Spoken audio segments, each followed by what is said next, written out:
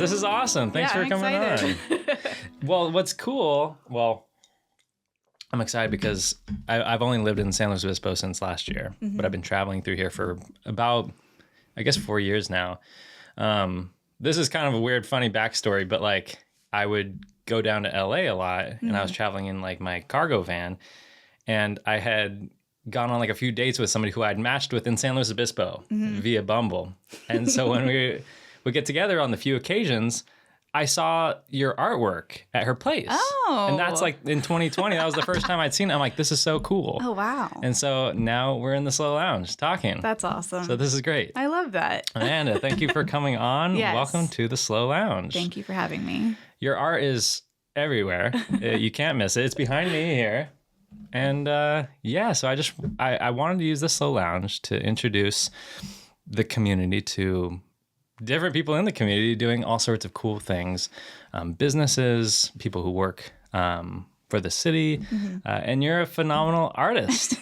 So Thank you. Yeah, absolutely. But feel free to, introduce yourself and tell us a little bit of your backstory and how you got involved with Amandalee Design. Yeah, so I didn't grow up here. I grew up in Visalia, 2.5 hours away. Very flat, boring place to live.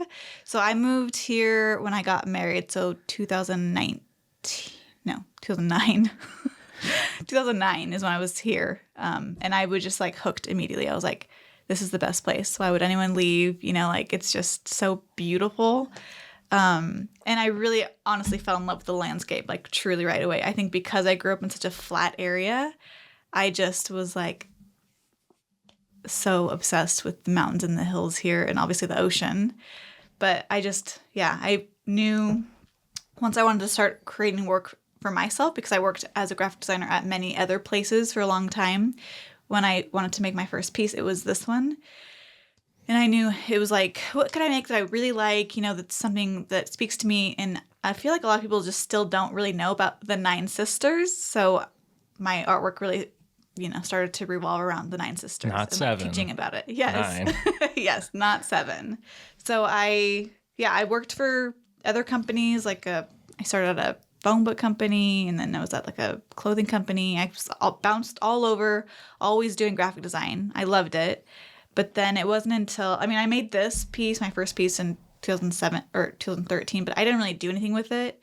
And then in 2019 was when I actually started my business and started doing shows and started doing wholesale. So that's when I really started taking off. So I've just been doing that ever since. So cool. Yeah. Yeah, I too was inspired by this place and wanted to live here. And I guess in my own way, kind of am expressing that through this medium. Yes. But what about it for you made it so special? Was it just, again, like you said, the landscapes? And then how did you decide to, what's the evolution to this point? And we'll take some pit stops maybe along the way, but it's amazing. And even the packaging and everything, but it comes from an idea of being inspired. And then what's the progression of, I want to put this onto an image that people can enjoy in the home? Yeah. I don't know. I really loved, I was already a designer. So it was once I started, when I first made this, it wasn't like, oh, I'm going to start a business. It was just I just need to make something for myself that I like. And then I slowly made another piece and then another. And then when I had 3 pieces, I was like, I'm going to do a show and just see how it goes. And then I don't know, I just slowly started realizing what is my niche? Who am I just selling Central Coast artwork? But what I really do like doing in my art pieces is having it not just be decorative, but informational. So if it's up on your wall, it's not just there to look pretty, which is fine. That's the point of art. But it's also, you could read it, learn about the different landmarks. It's actually just something that has a second purpose, is that you can learn from it. Because there's just so much history in our local landmarks. Each of the 9 sisters, there's so much history to each one, and they're just so unique. They're all so different from each other. So yeah, I feel a little bit obsessed with the 9 sisters. I just love geeking out about them. I know too much about them, that's why it's fun to make each piece, because it was I would get to learn so much about them as I did it. And then I just kind of was okay, well, I'm going to make this actually a real business, and I'll just lean into the Central Coast, and that'll be, what I started with art prints, and then I slowly, way later, added shirts, and then now I do bags and stickers. So it just fit really slow like process of evolution.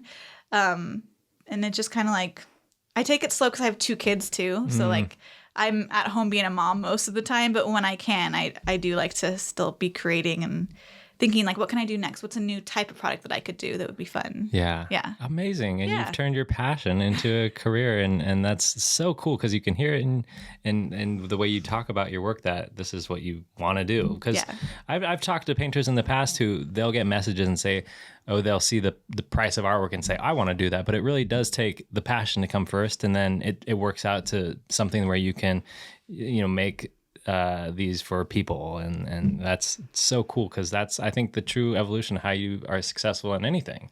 And the other thing too, so I said, I have the 9 sisters behind me. It's cool because like when I go on a hike, I can come back and look and see, oh, that's how high I went. That's super cool informationally. Offhand, do you know all 9 heights? I don't. I should. I definitely know the names, obviously, like the order. I could do the order like in my sleep, backwards, forwards. But the elevations I don't have memorized. Okay. Yeah. That's so cool. Yeah. So the 2, like that one and that one, because they're so similar, I always like at my art shows, like pitch it. Like, obviously if you have a preference of like coloring, but it's like, do you care more about the height difference of the sisters, or do you care about the order? Because this one shows the actual order from Morro Rock, which is on the ocean all the way inland. Oh, that's how you lay it out. Yeah. Okay. Yeah. Cool. Because sometimes people care more about like what they want displayed, like the elevation or the order. Okay. Yeah. That's amazing. Yeah.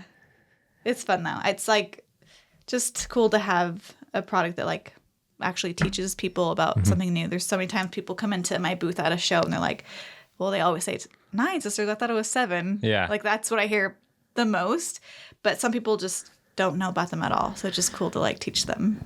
And I'm forgetting now, but why do some people think 7 and why is it truly 9? There's so much confusion on it still. Like I always try to like Google like where did that come from? Like what started it?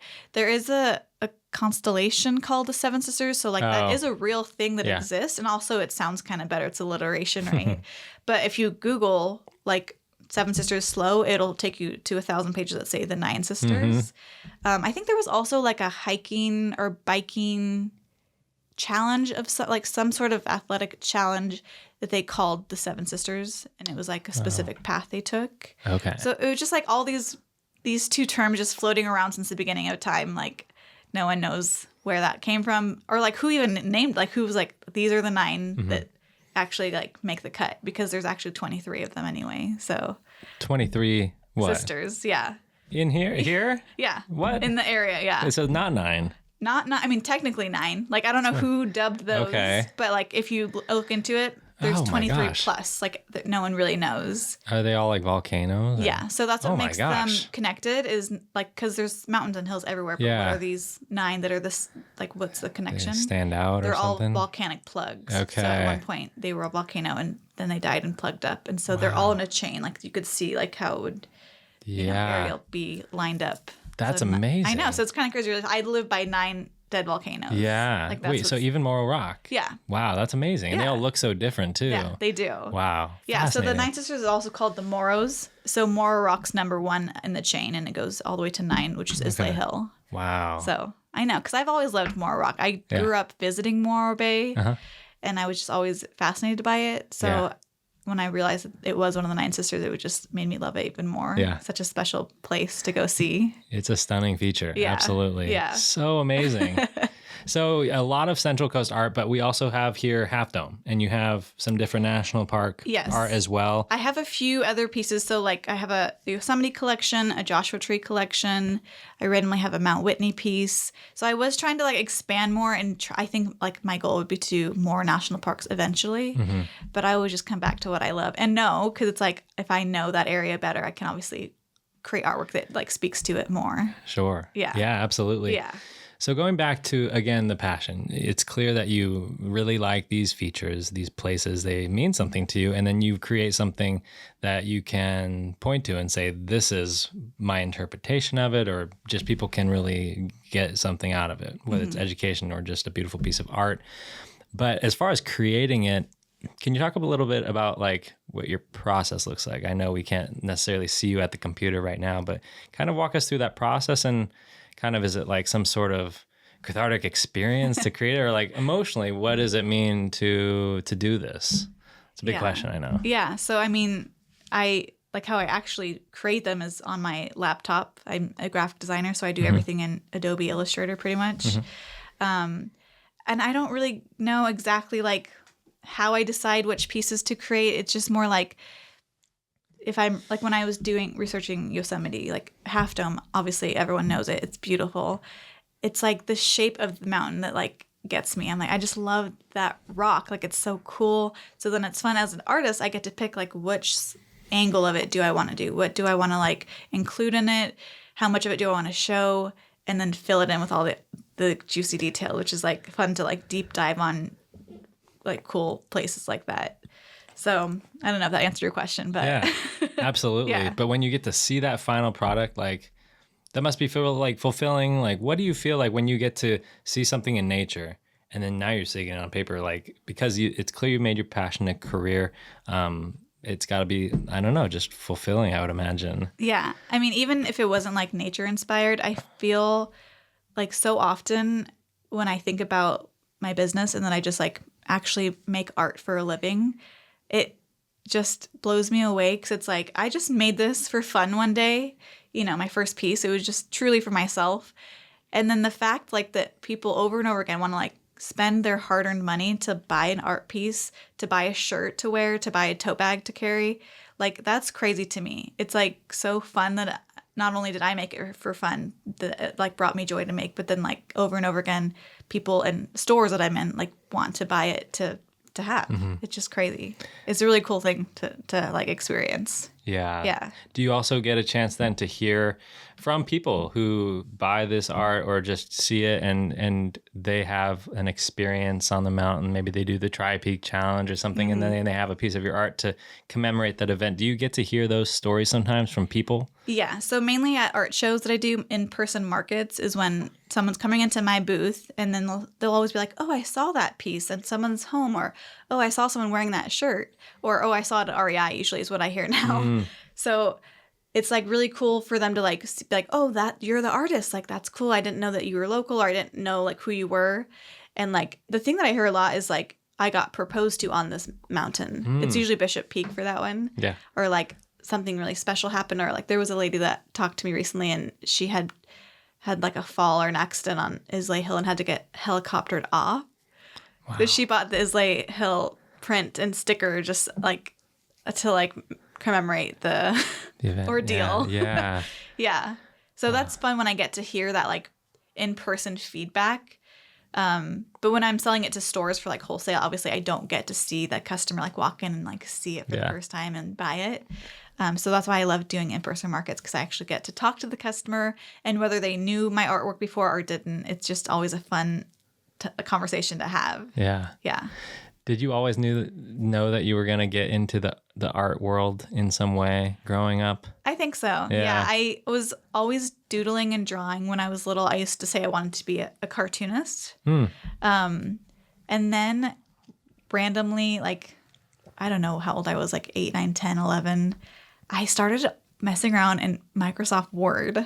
Oh, interesting. I didn't know like other programs that could do graphic design, because I didn't know that was a term. I didn't know what that was. Yeah. So I would always just be sitting on our family computer, just like in Word, just like making flyers, like a pretend like, I don't know, like I could do like a garage sale flyer, or like I remember making like a chore sheet.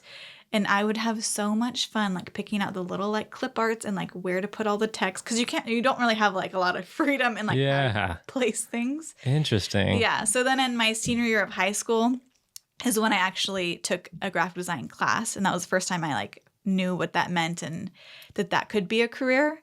And I was just hooked from the second I took that class. Wow. Yeah. I was like, this is definitely what I want to do if I can. Like, I didn't know how hard it was to, like, was it realistic to have this as a career? Yeah. And in what way, you know? Because I obviously started out doing it for other companies and now for myself. Yeah. Yeah. That's so special. And what a unique story to start in Microsoft Word of all things for a designer. You got to do what you got to do. You know, it was that's true. It means it was instilled 90s. In you. Yeah. But you had the passion for it too. Yeah. I look back at some of the video software I use, just like totally archaic, different things that I started doing, like video or photo slideshows rather, and then adding music in and thinking it was like so cutting edge. Yeah. To now you can do anything, you know? Creating like this type of stuff digitally where, you know, you're a bit limited with Microsoft Word. Yeah, you just work with what you got. And it's so fun to like see the technology grow over time and like things get easier and are more available to people. Yeah. But yeah, it's fun to, everyone has like, you know, their backstory, like how did they get into it and like how different it was then versus now. Yeah. Yeah. What is that progression still going for you? Like now there's, I don't know, different like iPad features with the pencil. Like, are you getting into all the things that come that, you know, you're able to use new tools then to create? There's definitely new tools. I just don't use them. Yeah. And this is on my mind all the time. I'm like, I need to like learn, like keep learning like design in some way, learn new. Yeah. Like the pencils one way. It's just kind of embarrassing actually to admit because I use my laptop, so I literally like it's not like it's connected to like an iPad or like a Wacom or Wacom. Oh yeah. I am literally using my trackpad and my finger. Oh wow! Which is like to do a lot of this. All of it. Wow! Literally all amazing. Of it. Which is like that's not cool. That's not like. But look what has come about though. Like yeah, like it works. Yeah. But I definitely am like, oh yeah, I should probably like start using a tablet or this and that. Like you're always gonna.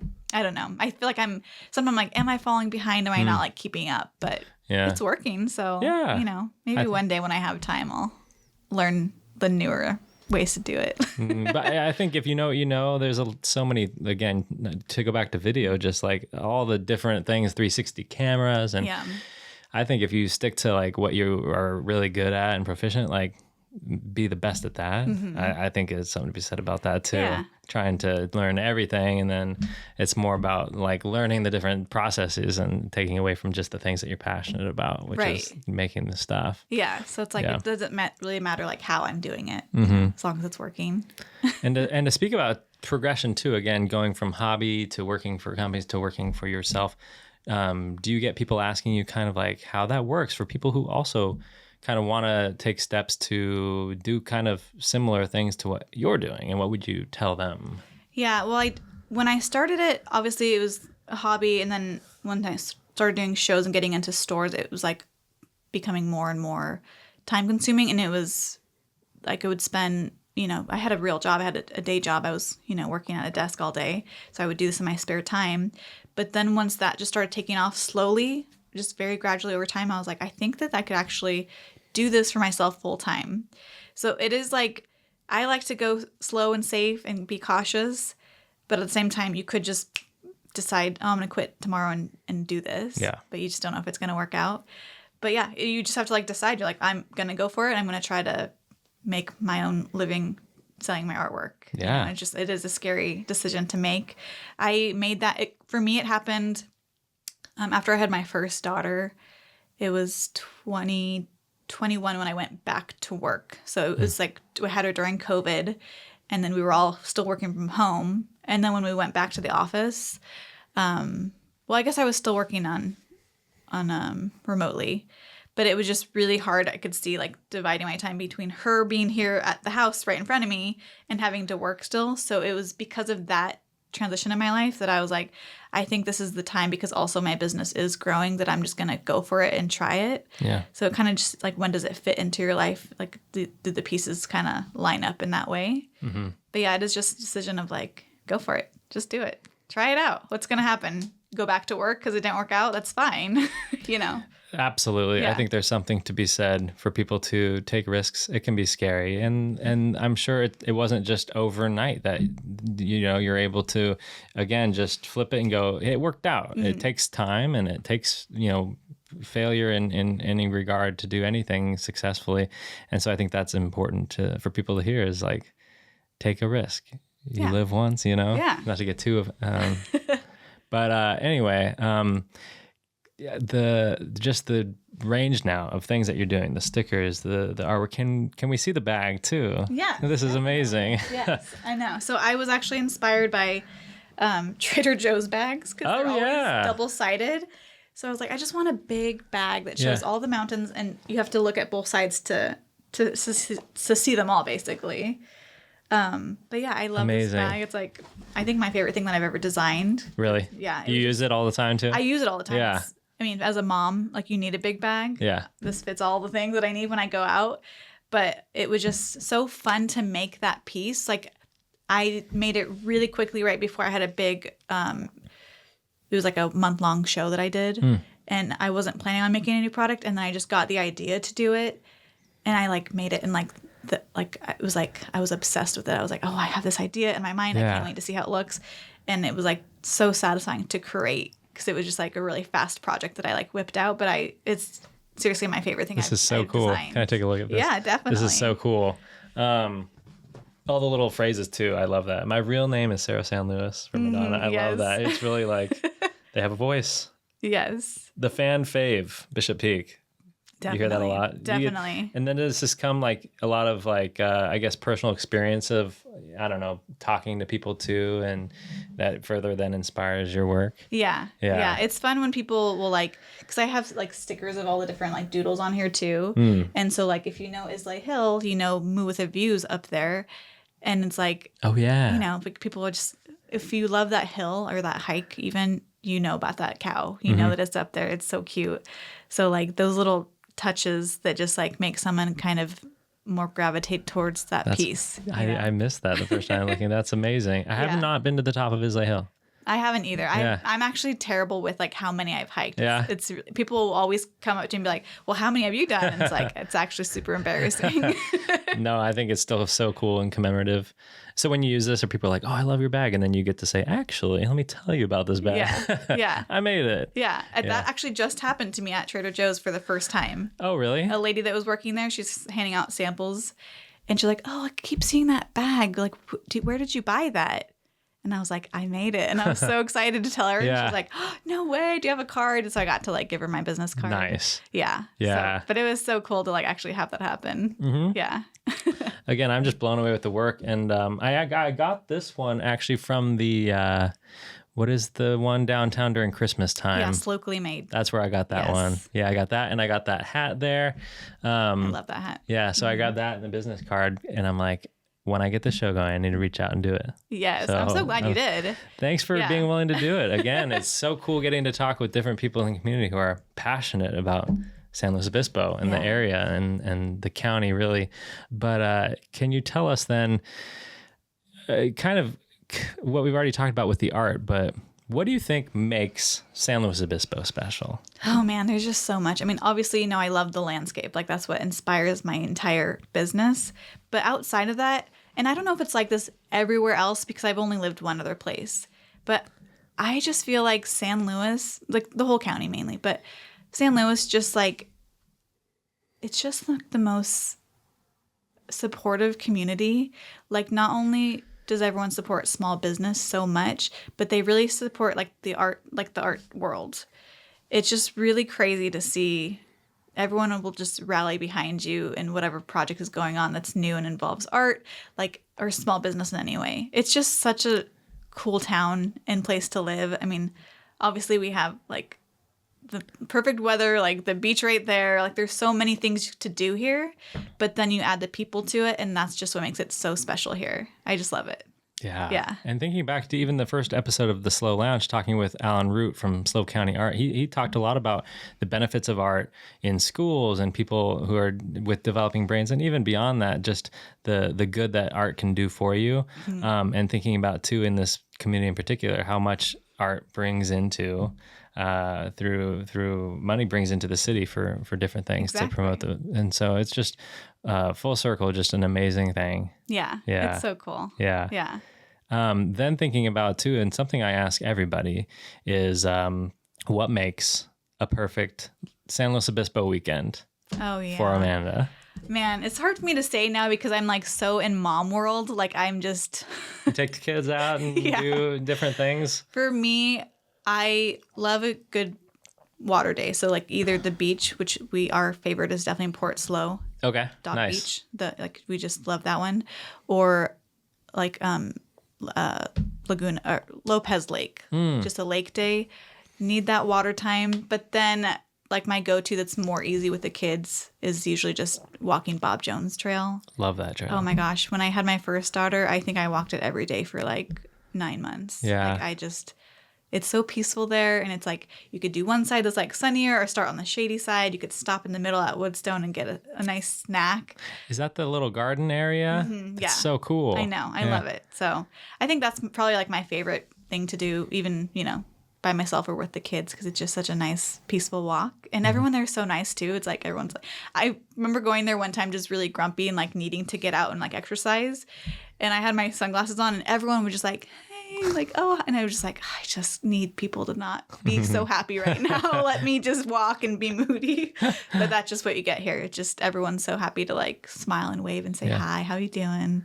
Like everyone's just, ready to give you a smile, which I love. But what a beautiful thing. Yeah. That's something I hear. I don't hear often when I ask that question. It's like the things they like to do, but it's like the people really truly make this place as well. Yes. Oh, cool. Yeah.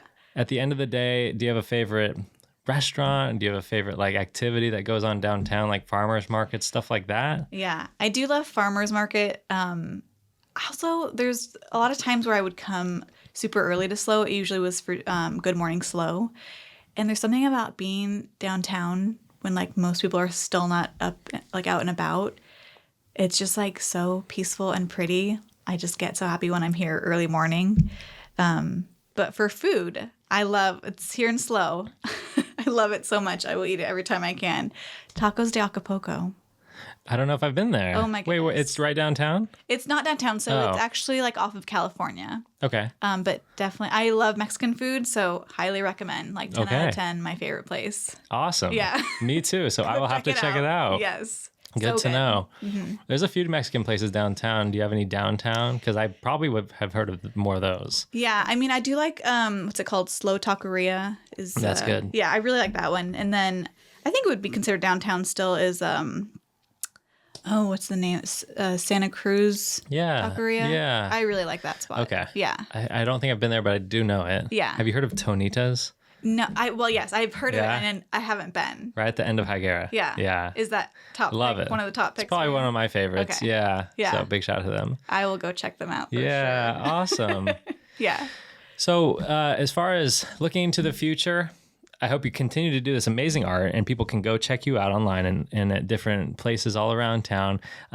Is there anything that you're excited about in the future or a place that you want to take your art into, or just what is the future looking like for your business? I don't know like which places I'm looking to get into currently. I mean, getting into REI this year was huge. Huge. Such a big deal. Like I didn't realize how big of a deal it was until everyone was telling me like, that's so crazy. Like you're in there now. So that's really cool. But I do have 2 big shows coming up, and they're both art in the parks. It's brand new this year. It's the first time they're doing a San Luis Obispo art in the park. It's going to be at the Santa Rosa Park. Okay. Yeah. So they've never done one. They have a Paso art in the park, a Morro Bay art in the park. There's the one in Shell Beach. So this is really exciting that there's going to be one here in SLO. So that one's, I believe, the first weekend in August. Okay. And then also at the very end of August / beginning of September is the Morro Bay art in the park that they do. They do that 3 times a year. So that's their Labor Day weekend show. So I'll be there. So if you want to check out my artwork in person, get to talk to me, I would say come check out those events. There's so many other local vendors there that sell all the kind of like so many different types of items. So it's just a fun thing to do with the family and just come shop local. Yeah. Oh, that's awesome. I'll be sure to be there. Yeah.